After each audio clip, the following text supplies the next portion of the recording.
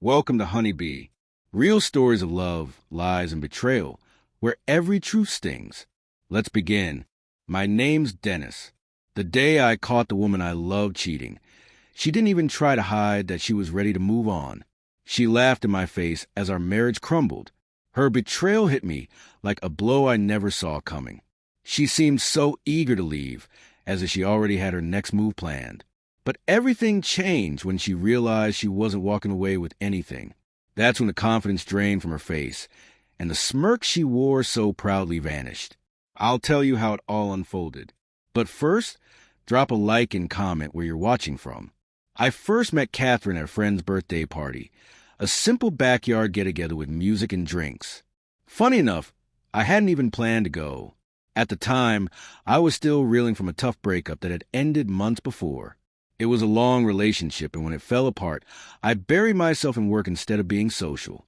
That night, I showed up with a drink in my hand, making small talk with a few familiar faces when I noticed Catherine. She was helping out around the event, and at one point she handed me a napkin. I used that tiny moment to start a conversation. She laughed at something I said, and from then on, I kept finding excuses to talk to her whenever she passed by. Eventually, we ended up standing in a quiet corner, lost in conversation. She seemed genuinely engaged, and by the end of the night, I knew I didn't want to let things end there. Before she left, I asked for her number, and she gave it to me with a smile. We started texting the very next day, and it felt so natural, as if the conversation never stopped. It was refreshing. I asked her out, and our first date was at a small Italian spot I liked. We sat there for hours, talking about everything. The more I learned about her, the more I wanted to know. Soon, we were seeing each other regularly. Even when work was busy, we always made time. After a string of dates that just kept getting better, I asked her to be my girlfriend. She smiled and said yes without hesitation, almost as if she'd been waiting for me to ask. After the heartbreak of my last relationship, I promised myself I wouldn't make the same mistakes again. That experience humbled me. So with Catherine, I made a conscious effort to be fully present. I wanted her to feel valued and safe. In those early days, I did all the things I thought a good partner should. Flowers, surprise notes, dinners at new places, spontaneous weekend trips, even small gifts tied to little things she mentioned. I wanted her to see that I was paying attention, and she responded in kind. She cooked for me often and made herself part of my life in ways I hadn't experienced before. A few months later, I introduced her to my family. Being an only child, my parents were always protective, especially my mom. My dad was more reserved, but my mom had an instinct for people. After meeting Catherine, she pulled me aside and said, "Take your time with this one. Not everything that glitters is gold." I brushed it off at the time, convincing myself she was just being overly cautious. What Catherine didn't know, and what most people didn't, was that my finances weren't what they appeared to be. Years earlier, my parents had set up a family trust. Since I was their only child, it was structured in a way that I would benefit without carrying everything in my name.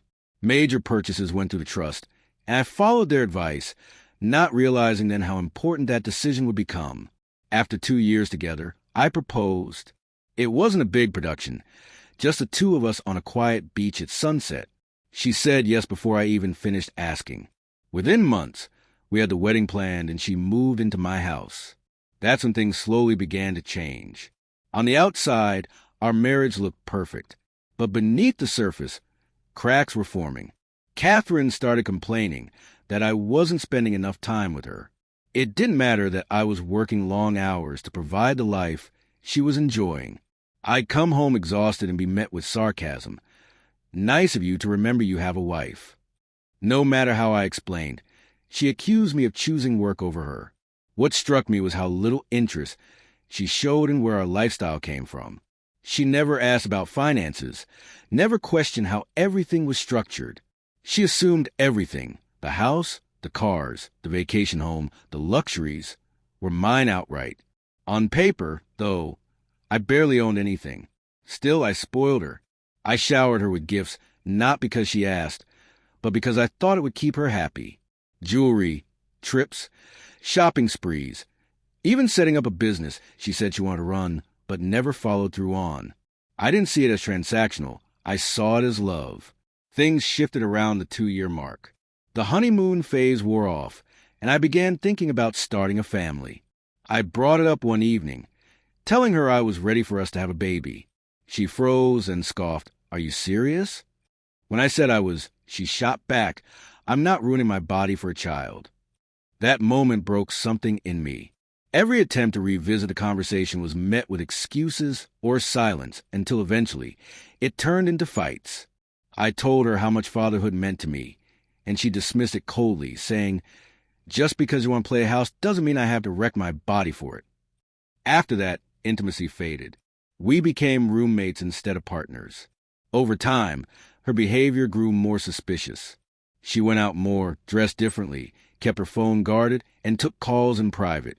I tried to ignore the red flags, but eventually it became impossible. One night, I overheard her whispering on the phone in our bedroom. I recorded just enough to confirm what I feared. She was seeing someone else. The next morning, I confronted her. She didn't deny it. She accused me of spying and tried to twist the blame.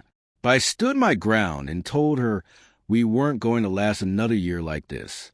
That's when she smirked and said, "Good luck finding someone else who will tolerate you. I'm taking half anyway."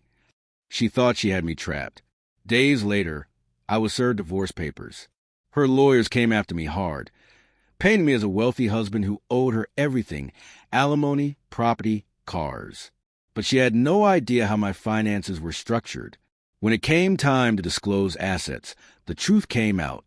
The trust had shielded everything long before she entered my life. On paper, I only owned modest savings and a checking account. Watching her face when she realized she was walking away with next to nothing was unforgettable. Her lawyer's pale expression said it all. It was over. They tried accusing me of hiding assets, but the judge dismissed it. The trust was legal, clean, and untouchable. Catherine walked away with far less than she imagined.